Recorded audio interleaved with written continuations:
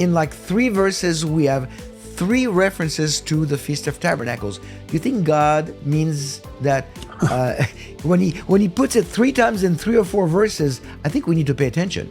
If all of these feasts are typological prefigurements, particularly the fall feasts of the Second Advent, what he's saying is this is how Sukkot is going to find its realization, in the millennial kingdom. And that's why you have these, references here.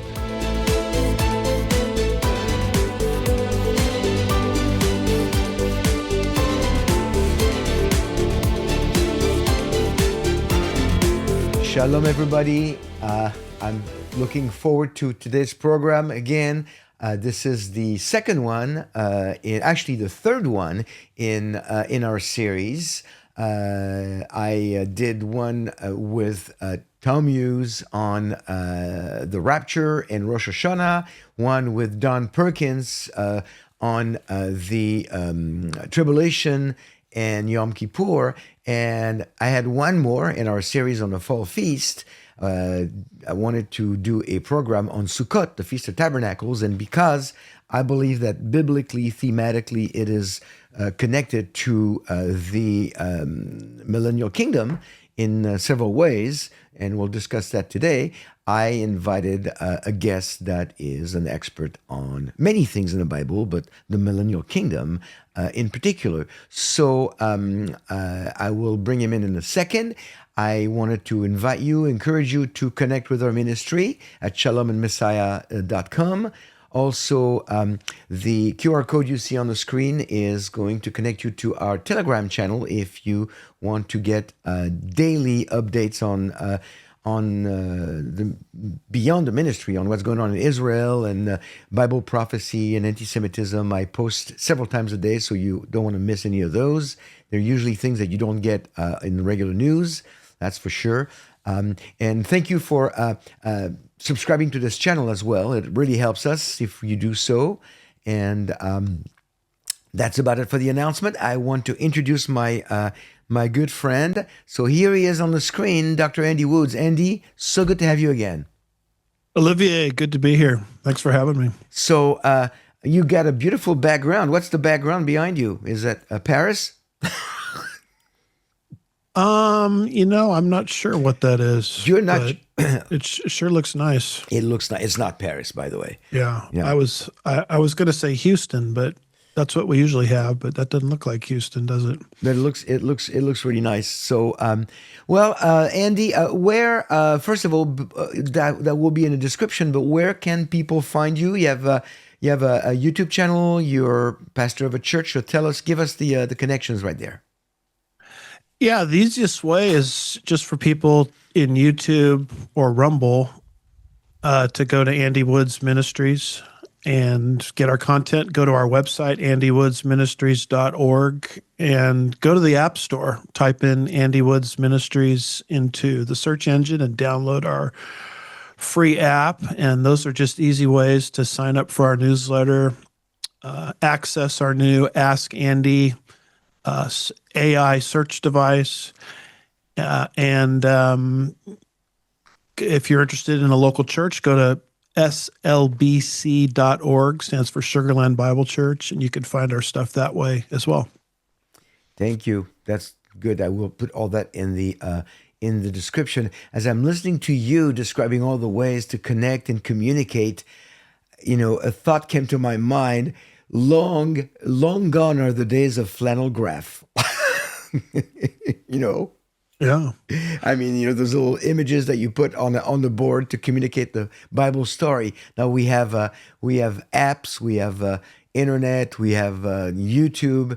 It's a different world, and it's the last one of those I saw was actually from one of my heroes, Dr. Roy Zook, who is a longtime professor at Dallas Seminary. Right. And I started attending a church in the Dallas area because he was the Sunday school teacher, and he was using flannel graphs, and it was still very effective, but times have changed. Yeah, times have changed, and it's we communicate differently now.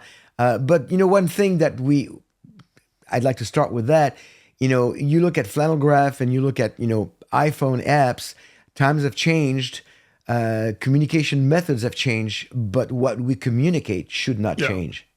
Yeah. Well, it reminds me of the book of Deuteronomy, which is the same content really as you find in the law, Exodus, Leviticus, but it's just communicated to a new audience, the Joshua generation that's about to take the land. So I've always sort of looked at that as the model for ministry. I mean, we may have different methods and styles, but it's the same content. And, it's a relay race. So we're just called to take our baton and pass it on. We're not in the business of reinventing ministry, although styles of communication and methods can change. Right. Yeah, and also going from one audience to another, the message is the same, but maybe the delivery might change a little bit. And the perfect example is if I'm going to share the gospel with Jewish people, I might do it a little differently than you would do with a non-Jewish person, with a Gentile. And yet, like I tell people all the time, it's the same ingredients. Don't add or take away any ingredients. Same ingredients, but the Jewish recipe may be a little different. You present it in a different way. Well, you see that with Paul in the book of Acts when he's first to the Jew. He goes to the synagogue first, and he starts with Hebrew Bible, right, and tries to point to Yeshua from what we call Tanakh Hebrew Bible, because that was common ground. Right. But when he's on Mars Hill, he doesn't start there. He starts with the Bible that they know, which is creation. Right. And reasons from that point. Relates to his audience. That's very important. So now, the reason why I got you and I together today is I wanted to kind of do a little meshing of the minds here, because I want to bring some knowledge to my audience about the Feast of Sukkot or Tabernacles, but I believe there is a connection with the Millennial Kingdom, and you wrote this great book, which is it's I have a shelf in my office where it's within reach of my hand, and and I got all the books that I refer to on a regular basis. Several of them by Fruchtenbaum and people like him, and definitely your book on the coming kingdom, which has been such a great help. And so I recommend, and I'll put a link to that in the description. If anybody listening and watching does not have this book, it's a must-have, must-read. So thank you for that incredible contribution. Now, I want to go back to the Old Testament, the Tanakh. I was going to make a bad joke. I said I want to re-hitch to the Old Testament, but I know what you're talking about. But we're not unhitched. We've never been unhitched. We've always been hitched, and we are strongly connected to the Jewish Bible. In Leviticus 23, we have a list of feasts. And they're known as the Levitical feast, and then they're divided into two categories: spring festivals and fall feast, seasonal. And the first thing that I mentioned that to another to Tom Hughes in another program. I want to get your take on this, because I think it's really something that people don't really pay attention to, but I want your take on this. In the first couple of verses, Leviticus 23, and Yahweh spoke again to Moses, saying, "Speak to the sons of Israel and say to them, the appointed times of Yahweh which you shall proclaim as holy convocations, my appointed times are these." And then God goes on to describe everything, starting by the weekly Shabbat and then Passover and all the other festivals. But we often, especially in the Jewish believing circles, we often refer to them as the feasts of Israel, but the Bible does not. The Bible calls them the feast of the Lord. What do you think that is? Well, I just think they're very important to God. It's kind of like the land. I think it's in Leviticus 25, not too far away, around, verse 23, somewhere in there. He says, "The land is mine." He just happened to bequeath it to the physical descendants of Abraham, Isaac, and Jacob. So I guess I'd look at these feasts the same way. I mean, these are the Lord's. but Right. they're to be orchestrated through his vessel, the nation of Israel. And they are through his vessel. That's a good way to look at it. But I think that beyond that, what people will miss if they think that these are just a reference to the Jewish people, and that's it. It's just maybe just a historical thing for the Jewish people, and they continue the customs of keeping those they can keep. But if they miss that there is, I believe there is a connection that each one of them, starting with Passover all the way to Sukkot that we're going to be discussing today, each one of them is connected to Yeshua. They have a prophetic significance when it comes to the redemptive ministry of Yeshua from his death all the way to the millennial kingdom. Would you agree with that? Right. I mean, my basic understanding is the feasts that occur initially on the calendar. I guess those would be the spring feasts, right? Those those are all related to things that happened in the first advent of Christ, Yeah. and they're largely there to reveal the unbelief of the nation of Israel. Like Pentecost, for example, as the Spirit was being poured out, it was there to reveal the unbelief of the Jewish leadership because they were saying, "Oh, they're drunk." And so you see that pattern with all of the initial feasts. Then there's a long hiatus between the end of the end of the spring, I should say, beginning of the fall feasts. That's the church age, essentially, that we're living in now. Right.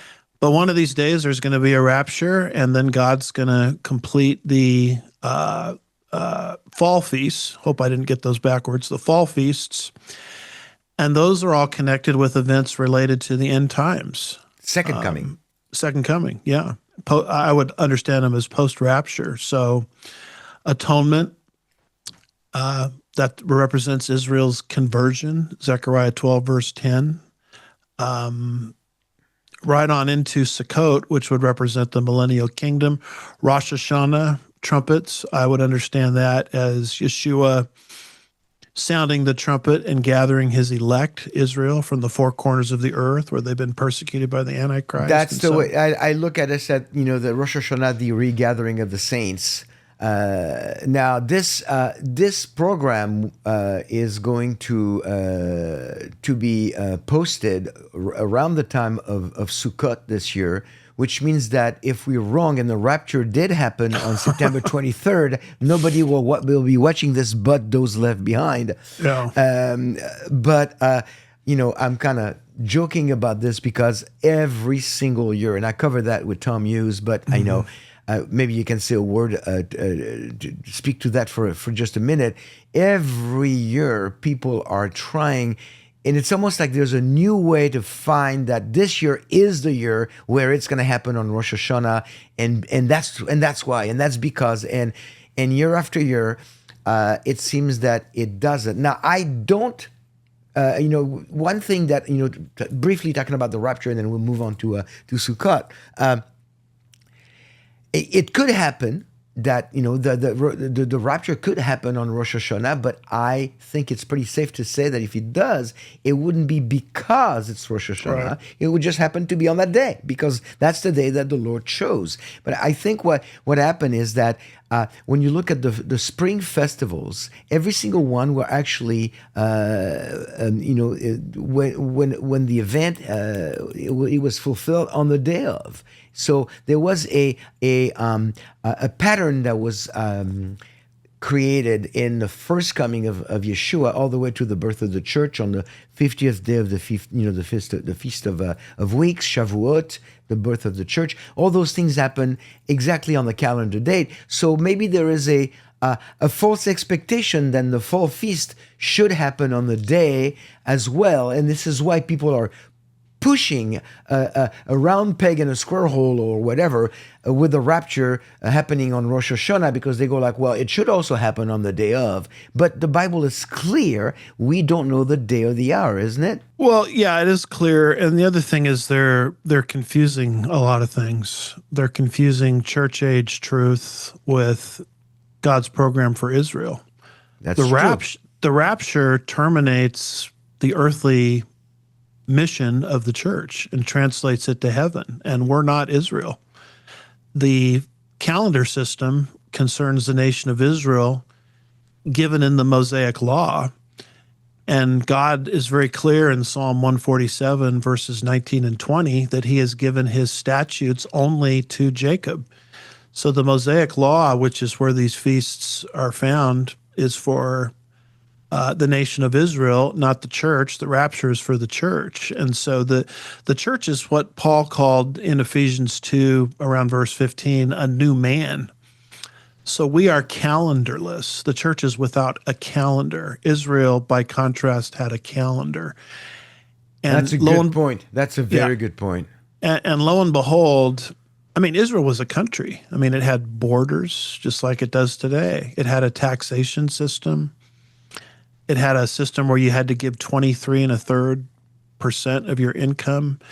It had a priesthood. We don't have a priesthood because we are a priesthood. So there's massive differences between Israel and the church. And so when people see trumpet, they shouldn't do the ram, jam, and cram method, merge all the trumpets together. You know, poor God can have more than one trumpet, right? Right. So there's a trumpet that ends the church age, and that's the rapture, which is calendarless. And that's imminent. It could happen at any moment. But there's another trumpet where he gathers his elect Israel from the four corners of the earth at the end of the tribulation period. That's the Feast of Trumpets, which, you know, concerns Israel. So God has set up the rapture of the church as if it could happen at any time. It's not bound to a particular, you know, feast day or calendar day. Because people, you know, when September rolls around, they go, it's high watch time. Well, the truth of the matter is it's high watch time every day. We should be ready all of the time because Jesus can come back at any time in the rapture. Don't confuse that with the festival system, Rosh Hashanah, which is for Israel after the rapture's already occurred. I hope that helps a little bit. And you know, when I was talking with Tom the other day on the program on the rapture, he said this in the conclusion, and I keep referring to it in my own head because I think it really it describes it well. It's not about, when we talk about Rosh Hashanah and the rapture, it's not about prediction, but it's about preparation. And we don't want to look at, when is it going to be and then set the time, because we can't. The Bible tells us we're not supposed to. We don't know. But are we prepared? Are we ready? And I tell people all the time, when it comes to the rapture, it's not so much about you trying to figure out exactly the time and the hour, but are you going to be included in it? Because figuring out when and where is irrelevant. What's really relevant to all of us and to you, if you're watching, is will you be included in a rapture? In other words, have you put your trust in Yeshua? Are you a child of God? And so that's the most important part. And but fast forwarding, let's fast forward through the tribulation. I wish we could, but those who will go through will wish they can fast forward through the tribulation, but unfortunately they won't be able to. But now we're getting into the Feast of Sukkot, and I think there is a connection. Sukkot is the Feast of Tabernacle, or Tabernacles, I should say, and this is where Jewish people build those little booths that remind us of the time in the desert when God protected us and provided for us during the wilderness wanderings between Egypt and the Promised Land. And so it's a time of remembrance. It's a fall festival, and really in Jewish tradition, it's really like there's not really a clear parallel, but we treat it a little bit like Thanksgiving, when it's a big gathering. We get together with family and friends, and there's even a tradition during the Feast of Sukkot to invite foreigners and people who don't have family or are very far away from their family. We say, come to the house and partake of a meal or two with us. So it's a time that somewhat there's some parallels with the American tradition of Thanksgiving.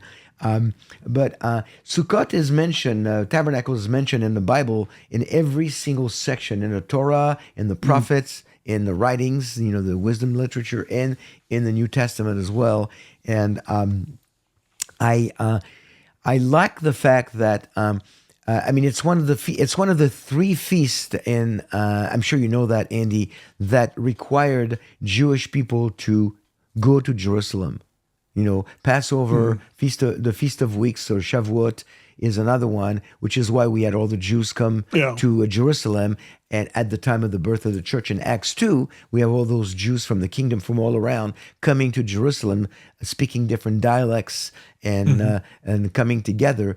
And then Sukkot is the third of all the seven Jewish festivals of Leviticus that requires Jewish people coming to you could call it a pilgrimage to Jerusalem.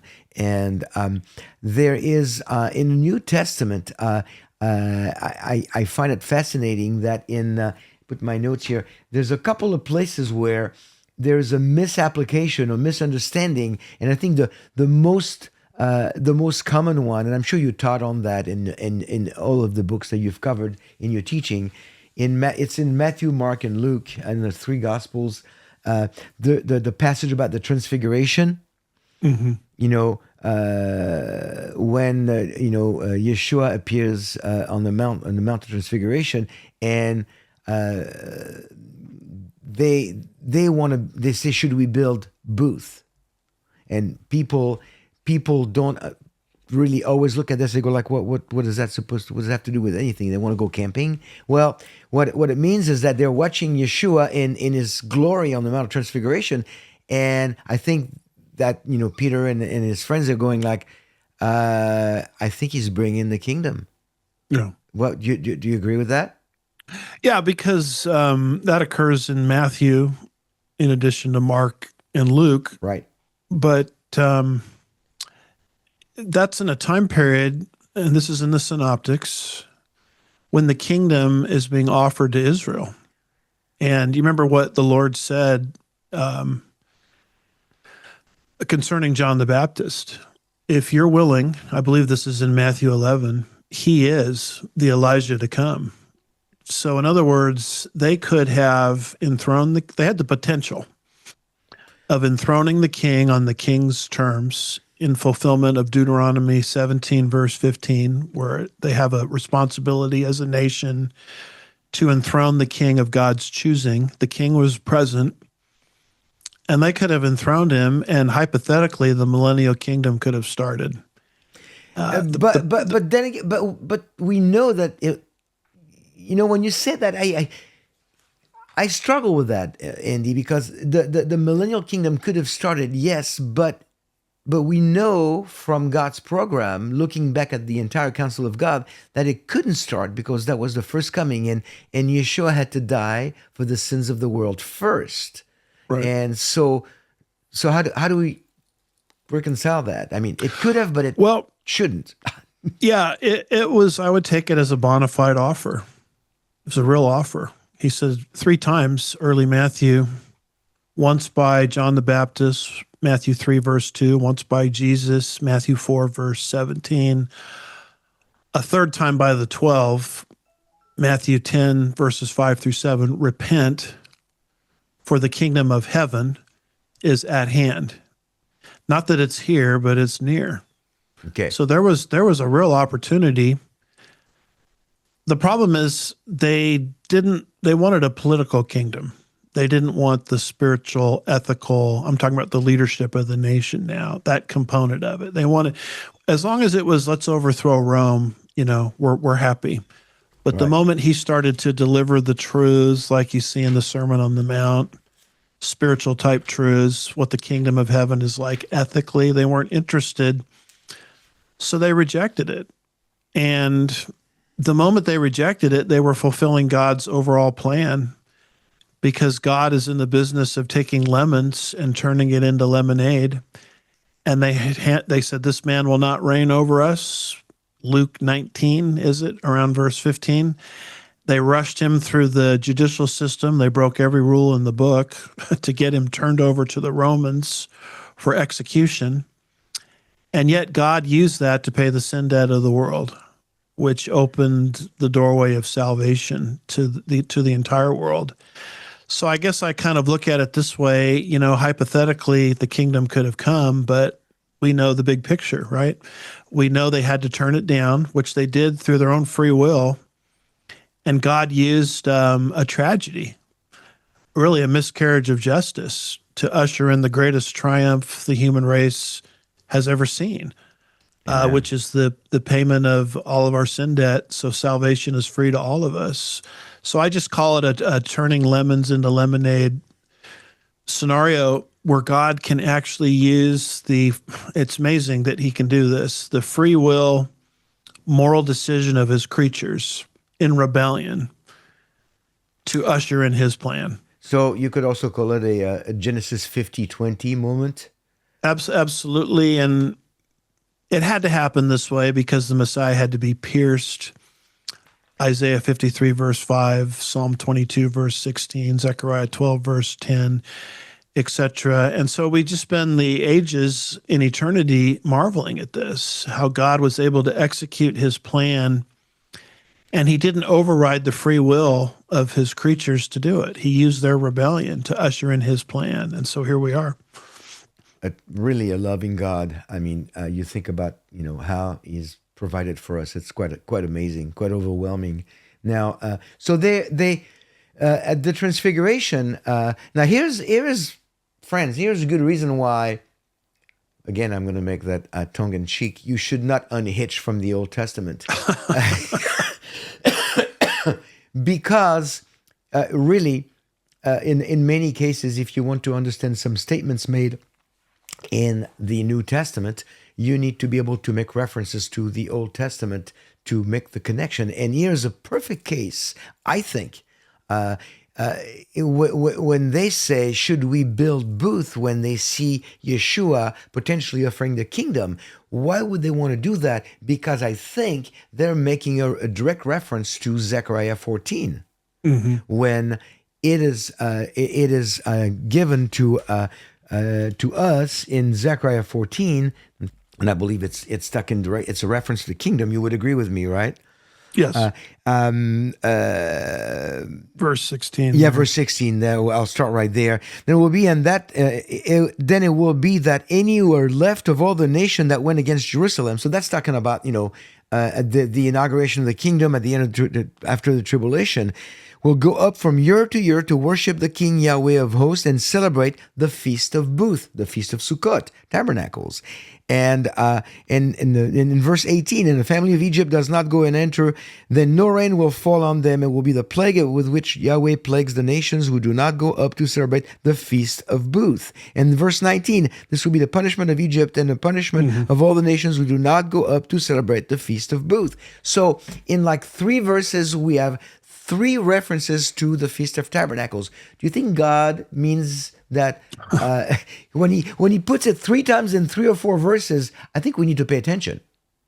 Yeah, and he's showing where because if all of these feasts are typological prefigurements, particularly the fall feasts of the second advent, what he's saying is this is how Sukkot is going to find its realization, in the millennial kingdom. And that's why you have these, references here. Exactly. Yeah. Back to the transfiguration just for a second. I understand the transfiguration as a token of the kingdom, meaning this is what the kingdom could be like for the nation and the world if the nation meets its obligation, which they didn't meet. And so I think that's the impetus behind let's make the booths, because they wanted the kingdom then and there. But we know the rest of the story. The nation didn't fulfill its obligation, if that helps. Right. No, it does help. But the Zechariah 14, the disciples, they would have known that. They would they were Jewish men. They would have known the Jewish Bible, and they would know that the Messianic kingdom, when it is realized, when it is inaugurated, we will celebrate the feast of Sukkot. Now, here is let's speculate for a minute. I mean, if you go too far, it's always dangerous. But for a minute, do you think, and this is purely an opinion because I don't think the Bible is really clear on that, do you think Sukkot is the only Levitical feast that will be celebrated during the millennial kingdom? Do we have any other information leading us to maybe believe that because are we going to celebrate the death and resurrection of Yeshua during the kingdom, and would that be done in some kind of a yearly Passover? Do we have any information? I don't think we do. I don't think we do have information in the Bible. But what are your thoughts? Well, I think all of that is going to be remembered because it points to Yeshua. But I think the reason Sukkot is emphasized here in Zechariah 14 is it's not really a statement of exclusivity. It's a statement more of emphasis. Here's the typological fulfillment of tabernacles, the millennial kingdom. That's why it keeps getting repeated. It's not saying here no more feasts ever celebrated in the millennial kingdom. I that's a meaning I wouldn't grab from that. It's a statement of emphasis, not exclusion, I guess is what I'm trying to say. So we could see. I mean, I agree with you. We will remember in the millennial kingdom, all the different steps of what Yeshua did for us, and as they were like, they're connected to all of the feasts. But the only one that's mentioned by name in the kingdom is the Feast of Tabernacles, the Feast of Booths, because of I think the prophetic fulfillment. I think that's the reason why.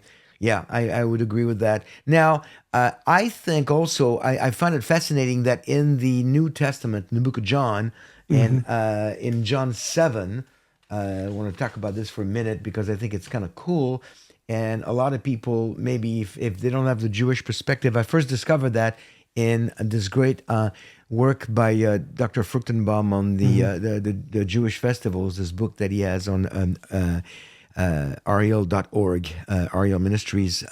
And there are two ceremonies that took place during the Feast of Tabernacle, the Feast of Sukkot. One is the outpouring of the water on the altar at the temple, and the other one is the kindling of the lampstand, also at the temple. And those were basically, they were done by the priest, and the outpouring of the water was a symbol of the priest would do that at the Feast of Tabernacles once a year, pouring water on the altar, and it was a symbol of one day the Messiah would cover the whole world. Messiah would come and cover the whole world and take care of the whole world. And you find it in John 7:37 and through 39, and I'll quickly read. Now, on the last day, the great day of the feast, and I believe that's a reference to Sukkot, Yeshua stood and cried out, saying, "If anyone is thirsty, let him come to me and drink. He who believes in me, as the scriptures said, from his innermost being will flow rivers of living water." And so here we have Yeshua. Basically, the priests are pouring water on the altar, celebrating the Feast of Tabernacles, and saying, hey, in anticipation of the day when Messiah will come to take care of us, Israel, we are doing the ceremony of the, also known as the water libation ceremony. And here's Yeshua going, guys, look here. Here I am. I could inaugurate the kingdom for you if you would only recognize who I am. And then right after that, it's interesting, in the middle of it, maybe you can speak to that, because a lot of people believe the passage is actually maybe out of place. In the middle of that is the passage about the adulterous woman. And then you get, right after that, in John 8:12, you get the I am the light of the world passage, where right at the time where the priests would march all the way down to the temple with big torches to symbolize the fact that the Messiah would bring light to a dark world, would be the light of the world when he comes and inaugurates the messianic kingdom, the messianic age. They do this ceremony of the lighting of the lampstand. And Yeshua again, in verse 12 of John 8, he says, Yeshua again spoke to them, saying, I am the light of the world. He who follows me will never walk in the darkness, but will have the light of life. So again, second time, the second ceremony, he's looking at the audience. He's going, guys, turn around, look, here I am. I am the light of the world. I am the Mayim Chayim, the living water, and I am the Ora Olam, the light of the world. I am the two things that you are anticipating, the two things that you are doing year after year. Here I am, and I could bring you the kingdom. What do you think of that? Well, I mean, I agree with all of it because in the kingdom, first of all, the Holy Spirit you mentioned, John 7:37 through 39. I mean, that's what the kingdom is. In the last days, Joel 2, I will pour out my spirit on all flesh. And then you mentioned the light. That's the kingdom also. And I can't remember exactly where this is in Isaiah. I want to say it's in Isaiah 35. I want to say verse 26, but double check me on that. But it talks about how the sun is going to be 7 times brighter than what it is currently in the kingdom age. And that can't be a prophecy about the eternal state, the last 2 chapters of the book of Revelation, because there's no sun in the eternal state. So I'll have to track that verse down for you. But Right. Yeah, it's not. It's not there. It's not 35. But I know what verse you're talking about, and we know that there's no sun in the eternal state. You're right. Right. So it has to be talking about the millennial kingdom. Yeah. So these are all truths that ultimately, I mean, in their ultimate sense, relate to the kingdom. So yeah. So and I just again, friends, this is another case. I sound like I have a little bit of an agenda here, like pushing the Jewish perspective. It's not an agenda. It's like I discovered about 40 years ago that when you read the Bible in the proper context, you really get a lot more than just a perusing of like just reading it, trying to make sense of it. The best you can. The context is, Jewish authors in a Jewish context and a Jewish perspective, and you don't have to, be Jewish to really get it. You just have to understand the context, historical, grammatical context. And here it is again. Yeah, Go ahead. Well, it's there. It is Isaiah 30, verse 26. Oh, 30. Okay. Yeah. So again, I mean, the importance of, thank you for finding that scripture for us. But just want to reiterate the importance of understanding, not disconnecting the old from the new and looking at the Jewish perspective. Not to, I'm not. This is not an invitation for anybody to get deeply involved in this movement that's very dangerous, known as Hebrew roots. This is just an invitation to read the Bible in the proper perspective, from the proper perspective, in the proper context, with the Jewish understanding of the authors and the audience and the historical, geographical, grammatical context, and that really it adds a lot to the text when we do it properly, which what we've tried to do in this program, which is what I try to do on all my videos to help people understand. Now, as we wrap this up, Andy, we're looking at the millennial kingdom. We're looking at celebrating with God in the flesh, with Yeshua, which is what we've talked about, the concept of a God in the flesh will come down and tabernacle with us in the millennial kingdom before the eternal order. Mm-hmm. But not everybody will make it to the kingdom. So some people might be watching right now and they go like, I'm confused. I don't understand this kingdom thing. I mean, what do I need to do? So who is going to be in the kingdom? There'll be people that will come at the end of the 7-year tribulation when we return. So there's the believers, leaving at the rapture, coming back with Yeshua, and then those who survive. And so briefly describe, as we wrap this up, those who will make it, those who will not make it, and what one must do to make it. Yeah, well, there's a category of people on the earth that happen to survive the Great Tribulation. And Some are saved, some are not. And so there has to be a division between them. There's a division between believing and unbelieving Jews in Ezekiel 20, verses 33 through 38. And then there's a parallel judgment for the Gentiles in Matthew 25, verses 31 through 46, called the sheep and goat judgment. And in both cases, Yeshua is making a distinction between believer or unbeliever.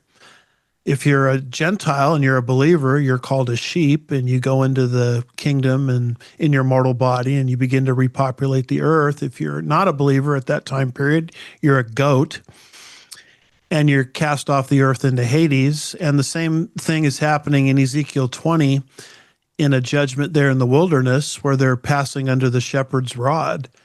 And so it's a distinction between saved and unsaved. And that's a basic judgment that happens for, let's put it this way, tribulation survivors. So the way you get in at the end is you have to be a believer in the Lord. But fortunately, Olivier, I'm a path of least resistance type myself. There's a much easier way. And that's to trust Christ as your personal Savior now, pre-rapture. Be taken off the earth before this 7-year tribulation period even happens. You're spending 7 years in the Father's house, and then you're returning with Jesus, Yeshua, at the end of the 7-year tribulation period, not in a mortal body, but in a resurrected body, because you received your resurrected body at the point of the rapture. At the rapture. And you're governing the mortals in the millennial kingdom under his delegated authority. And so if you're a believer in the Lord Jesus Christ now, that's your path. If you're not a believer in the Lord Jesus Christ now, maybe you'll survive the tribulation period and you need to be a believer at the very end of it. So, but again, I mean, to your point, you can today become a believer and I mean, be included in the family of God. So you will be taken at the rapture. What does it take? What one must do to be saved? How much work do we have to do? And, what are all the hoops that we have to jump through to be saved? Well, this is why it's called the gospel. The good news is, they said to Jesus, what must we do to do the works of God? And he said, this is the work, that you believe in the one that he has sent. So there's one verb, believe. Got to believe in the right object, Jesus Christ, and what he did for us 2,000 years ago through his death, burial, resurrection, and ascension. Believe is another way of saying trust. It's more than just intellect, knowing things about Jesus. I'm actually trusting him for his provision, the forgiveness of my sins, and him bridging the gap between, fallen man and a holy God. I mean, he did the whole thing for us 2,000 years ago. So I don't trust in my own good works. I trust in his work. And if I do that today, I'm part of the body of Christ, meaning I'm part of the believing that will be leaving. If I don't do that today, I'm thrust into the tribulation period and I need to survive it and make it to the end and be a believer at the end. But, that's not a path that I'm going down. No, and it's there's no purgatory, there's no middle ground. It's either you are a believer and a follower of Messiah, or you're not. And friends, once you die, it's too late. So this is not something you to be messing with. Once you die, right, it's too late. Yeah, and you could survive the tribulation. But I'm with Andy. I'm at the path of least resistance. I want to go. I don't want to suffer through tribulation. So I put my trust in Yeshua 42 years ago, and that's the best decision I've ever made.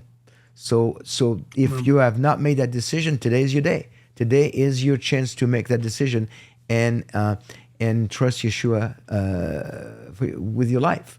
Well, Andy, I don't want to add to this, the great explanation of the gospel you just made. I want to thank you for participating in this episode. Thank you for your knowledge of the word and discussing the kingdom and the Jewish Feast of Sukkot with me. We have such a great future to look forward to in God's presence in the millennium, and then in the eternal order. And last time I checked, the eternal order is a very long time. Yeah. So I'm looking forward to it. Andy, until next time we get together again, I know you and I, occasionally do things together at conferences, and we have a few coming up. But I always enjoy having you on the program. Thank you for your contribution. God bless you. And friends, until next time, shalom and be blessed.